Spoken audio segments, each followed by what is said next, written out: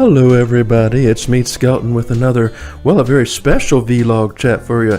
This segment is called Family Tales, and I'd like you to grab your favorite cup of coffee and let's begin. Cold. I'd like to tell you all a story about my great-granddaddy Skelton, John F. Gifford Skelton of Richmond, Virginia, and how he met my great-grandmother and how he was at one time set to marry a debutante from New York. Well, it didn't quite work out for him that way, but as luck would have it, had he married that debutante, I would not be here today. So, here's the story for you. My great-granddaddy Skelton, John Gifford Skelton, was born on December 12, 1882, in Richmond, Virginia. He was the son of John Gifford Skelton, Jr. of Richmond and Lucy C. Landrum of Little Rock, Arkansas. My great-granddaddy Skelton was very much a pioneer, and he ended up, an engineer for Norfolk Southern, and he loved to make inventions. In fact, one time he almost blew up the family kitchen trying to create the first electric mixer, and he would have done it too had he gotten the first patent on it. Of course, someone else beat him to it, but he was very much into inventing things, and he's a little bit eccentric, but he had that Skelton family streak of stubbornness, which came in handy. So my great-granddaddy Skelton went up north to school. He went to Brown University and graduated magna cum laude from his school, majoring in engineering. He lost his father at a young age. My great-great-granddaddy Skelton was a horse trainer, and he was kicked in the stomach by a horse and died 3 days later. So my great-granddaddy Skelton actually became sort of the patriarch of the family.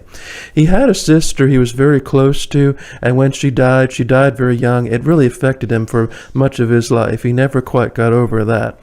Anyway, he went up north to school, and he went up north to work. When he was in his early 20s, a young man in his early 20s, he went to work on the railroad in the Catskills. Well, my great-granddaddy Skelton hated New York. He did not like the people, the culture, or the weather.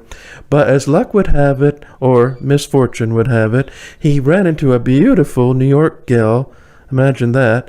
I forgot her name, but she was from New York, and she was from a very rich family, and he was very much interested in her. So before long, their courtship, he was engaged to wed. Now, he was going back and forth between New York and Virginia, and eventually he went up to New York to meet the family.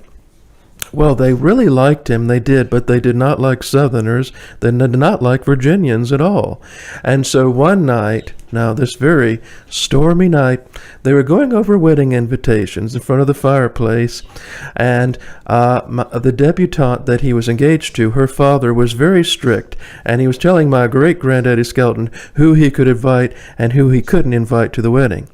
Well, my great-granddaddy Skelton stood up from his chair, and he said, "Nobody tells me what to do." And he took the wedding invitations, and he threw them into the fireplace. Well, that was it. And then he left New York that very same night, caught the next train back to Richmond. Well, my great-granddaddy didn't marry, for several years. He was still looking for Miss Right. Well, as luck would have it, as luck would behold, when, years later, when he was in his mid-30s, he was invited to this dinner party where he was introduced to a local Richmond gal who was about, at least 10 years his junior, by the name of Catherine Downey Hagen. Now, her father was also very wealthy, but he was very strict, but he said he could invite whoever he wanted to the wedding. And so they fell in love almost immediately. He saw her across the crowded room, and when they were introduced, it was instant chemistry. So they were happily married, and then they had 2 children, my grandmother and my great aunt.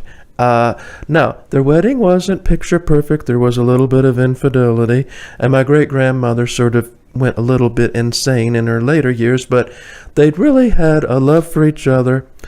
They were like 2 watermelons in a patch, really. Of course, they would kind of conflict. And he used to call her sweet. Actually, my great-granddaddy Skelton, very much gentleman, when he invited his friends over to play cards, and if they were using some rough language, he would say, "A lady is present."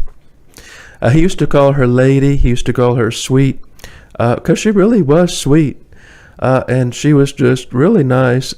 So they were married for several years. Of course, later my great-granddaddy sort of hit it off with his secretary. Nobody knew why, because she was kind of a bit of a peckerwood.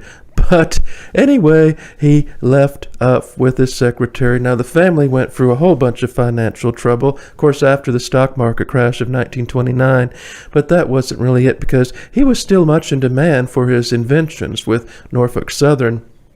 But eventually, the money ran out, and so he retired early.